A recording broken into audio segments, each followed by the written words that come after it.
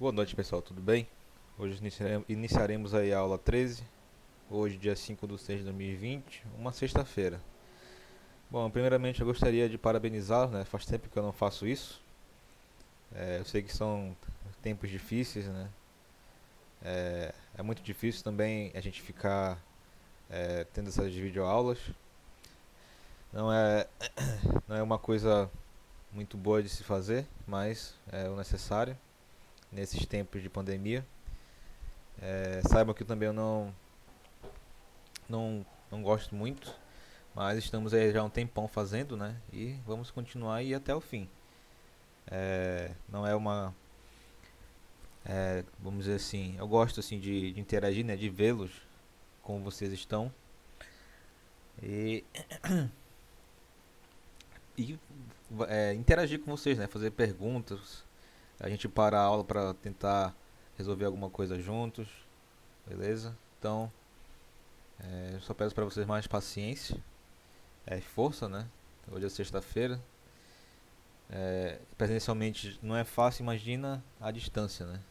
Muitas coisas aí podem chamar a atenção de vocês ao invés da aula, né? E por isso que uma das alternativas que eu estou seguindo, né, é fazer entregar o máximo de definição conteúdo, né, em pouco tempo, para não sobrecarregá-los também de conteúdo. Então, sobre as aulas que nós não tivemos, né, fiquem despreocupados que assim como microcontroladores, né, em CLP nós teremos as práticas também. Então, é, vamos devagar, né? Por isso que eu estou tomando essas medidas. E com relação à aula prática de, da primeira disciplina, né? Eu notei que alguns colegas aí não gostaram muito. E daqui a pouco eu vou chamá-los também novamente aí no WhatsApp, mas se vocês quiserem a gente faz. Eu só falei aquilo porque eu de fato não vejo necessidade em fazê-las, porque a gente conseguiu alcançar aí fazendo pelo smartphone e pelo computador, mas se vocês quiserem, né, tem a relação também com certeza lá com o que vocês pagam, né? Eu não tinha me tocado nisso quando eu respondi aquilo ontem. Assim, eu peço desculpas porque tá difícil, eu sei que tá difícil. Eu sei que é muito ruim quando a gente paga por uma coisa e não recebe, né, completamente. Qualquer um não ia gostar. Então, a gente vai já conversar novamente aí pelo grupo e se vocês quiserem a gente faz novamente. Faz as aulas aí práticas da primeira disciplina. Eu só gostaria de levar vocês levarem em consideração que eu falei aquilo só para, no caso, eu queria otimizar o tempo nessas disciplinas, né? Principalmente microprocessadores, que é um negócio bem interessante, porque é, é muito legal quando você programa e vê um negócio se mexendo, apagando, desligando, essas coisas todas. Que a gente pode ver isso no microcontrolador. A gente pode programar e ver isso fisicamente, né, acontecendo. Então, foi por esse motivo aí que eu respondi para vocês. Mas eu senti ontem, né, que alguns colegas não gostaram por conta disso, né. Eu fiquei pensando depois, por causa por que dessa reação, né. Mas eu espero que vocês compreendam, né. E se quiser, a gente faz as aulas práticas sim, sem problema nenhum. Beleza? Bom, vamos continuar aqui a aula 13, né? Ontem, a agenda do dia vai ser a revisão e circuitos combinacionais. A gente vai continuar aí com circuitos combinacionais, beleza? Bom, aí em circuitos combinacionais, ontem nós vimos essas partes aí, né? Função ou OR, onde nós vimos aí dentro dessa função aí a tabela verdade, onde vocês viram que ela funciona daquela forma, né? É semelhante lá à lógica de programação e eletrônica digital, que alguns já tiveram, os circuitos também, onde temos aí que o único valor que vai ser valor lógico zero, né, é quando ambas as entradas forem zero. O restante, se for zero ou um vai ser um ou zero um ou 1 vai ser 1 também. Vimos a representação em ladder, que no caso aí foi justamente aqueles esquemas, né, que nós vimos, e que geralmente eles são em paralelo, né. Por conta disso, você mesmo acionando A ou B, a saída vai ser sempre ligado no caso, e só vai ser desligado quando ambos forem desligados ou zero, beleza? Vimos aí diagrama de blocos de funções, onde a gente viu as notações convencionais, né? Notação de circuito, notação do diagrama de lado. E aí por lá dá pra gente interpretar algumas coisas. Vimos aí propriedades, né? Comutativa, é, eu acho que é unitário no caso, né? Tem com zero também, que no caso você só tem uma entrada e pode ser zero ou pode ser um, né? Que tem relação lá com a chave aberta ou fechada diretamente, certo? Vimos aí também exemplos, né? Vários exemplos aí de aplicação com essas portal ou. E começamos aqui com a função não e, né? Ontem. Vimos a estrutura dela, como era mais ou menos, e eu pedi para vocês aí darem uma olhada no De Morgan, né? Foi a última aula aí, a parte 2 de ontem. Eu pedi para vocês darem uma olhadinha brevemente aí no teorema de De Morgan, para poder nós vermos hoje, continuar, né, com os circuitos combinacionais com relação ao De Morgan, que vai nos auxiliar a partir de agora. E o que é, pessoal, esse teorema de De Morgan? O complemento de uma função lógica na forma de soma de qualquer número de variáveis pode ser transformado em um produto lógico complementado. Como assim? Lembre da barra, né? E aí, o De Morgan basicamente faz isso, né? Para isso, cada variável em separados e trocando o operador mais pelo operador multiplicação, né? No caso. Só que lembre que esse operador mais e o de multiplicação não são operações matemáticas, são operações lógicas. E lembre que o mais representa aqui o ou, né? E a multiplicação representa o e. Vimos aqui então, né, que o primeiro teorema, quando nós barramos aqui operadores lógicos com operadores lógicos ou, né, que no caso aqui vai ter x1 ou x2 ou x3 ou xn, né, que são vários x aqui. E quando nós passamos a barra, né, utilizamos aqui o teorema de De Morgan, a gente pode transformar, né, em e barrado. No caso vai ficar x1 barrado e x2 barrado, que no caso o barrado é a negação, né?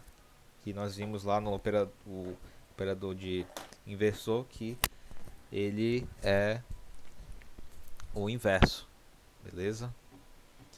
Bom, continuando, temos aqui o complemento de uma função lógica na forma de um produto de qualquer número de variáveis pode ser transformado em uma soma lógica complementada. Ou seja, pessoal, o segundo teorema de De Morgan é o contrário do lado que nós vimos aqui no primeiro, né? O primeiro ele faz o barrado do ou, das operações ou, e no segundo ele faz o barrado da operação e. E aí faz a mesma coisa. Para isso, cada variável em separado e trocando o operador multiplicação pelo operador mais, que está aqui. E separando, né? Temos aqui x1 e x2 e xn, vários x aqui. Quando a gente barra, a gente pode fazer a equivalência dele dessa forma: x1 barrado, ou x2 barrado, ou até xn barrado. Então, esses são os teoremas aí que nós utilizaremos.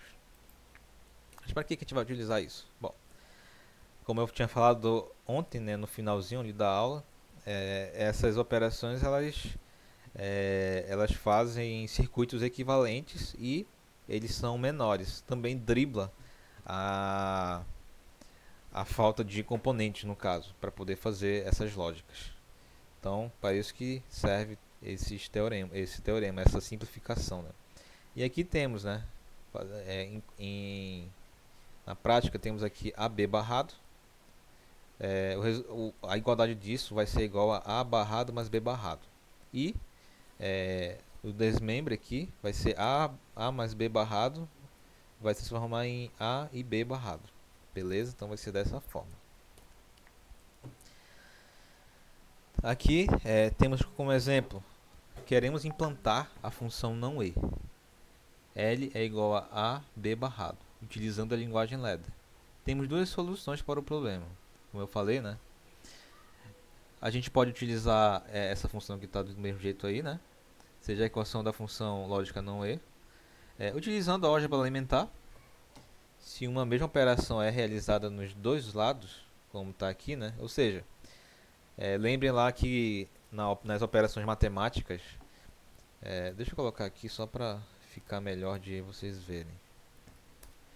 Lembrem lá do ensino médio, né? Do ensino fundamental médio, em que tínhamos aqui uma função, né?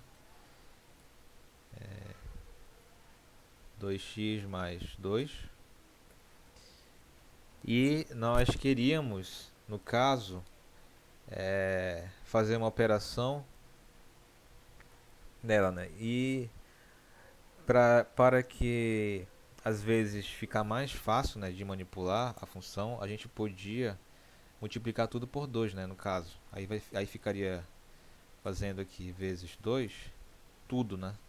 Então vai ficar assim: 2x é igual a 4x mais 4.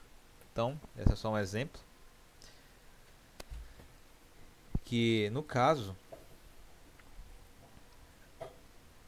serve para manipular, né? Da mesma forma a gente pode fazer aqui na lógica. A gente pode barrar ambos os lados para poder ficar balanceado, vai ficar equivalente. Então, a gente barrando aqui ambos, teremos esse resultado aqui, ó. L barrado é igual a AB barrado barrado. E aqui temos uma propriedade, né, pessoal? Quando ele é barrado duas vezes,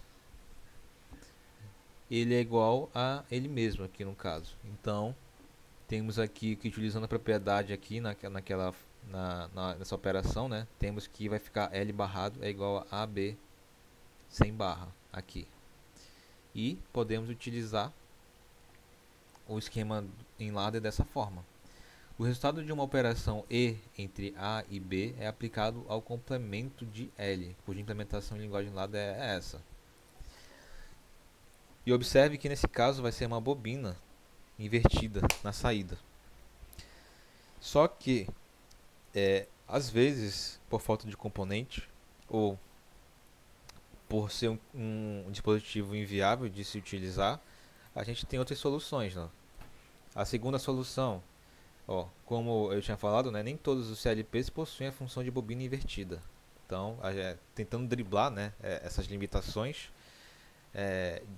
são utilizados artifícios, né, para se alcançar aí a uma meta, né? E aqui no caso, assim, outra forma de implementar essa função é armazenar o resultado de A e B em uma bobina de memória auxiliar, que no caso temos aqui na linguagem ladder, né? O contato dessa bobina auxiliar negado é então aplicada na saída. Assim, outra solução no caso, quando não tem aqui essa bobina invertida, né? A gente pode pegar essa saída e depois inverter aqui, e aqui temos a saída. Lembrando que o diagrama de ladder, né, ele é lido da esquerda para a direita, de cima para baixo. Então vai ser A e B, temos aqui a saída, retorna para cá, inverte essa saída, o M, né, que é uma saída auxiliar, e vai aqui para a saída L, que é o normal, beleza? Então, só para mostrar aí esses casos, né? Só para driblar essas limitações dos CLPs ou até mesmo dos componentes aí que estão disponíveis para nós montarmos essas soluções, beleza? A terceira solução, pessoal, como já explicado na solução 1, a função não E pode ser representada pela equação L igual a AB barrado.